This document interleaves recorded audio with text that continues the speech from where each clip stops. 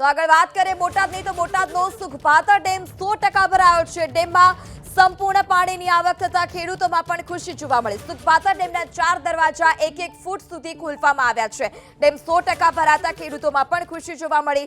ખેડૂતોને હવે સિંચાઈના પાણીની સમસ્યા નહીં રહે, ત્યારે સુખપાતર ડેમના 4 દરવાજા 1-1 ફૂટ સુધી ખોલવામાં આવ્યા।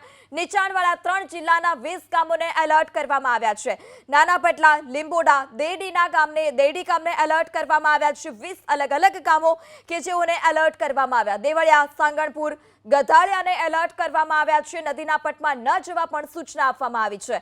હાંસલપુર, કિનારા, પાટણા, રાણપુરને પણ એલર્ટ કરવામાં આવ્યા। આવી રીતે અલગ 3 જિલ્લાના 20 ગામો કે જેઓને એલર્ટ કરવામાં આવ્યા છે।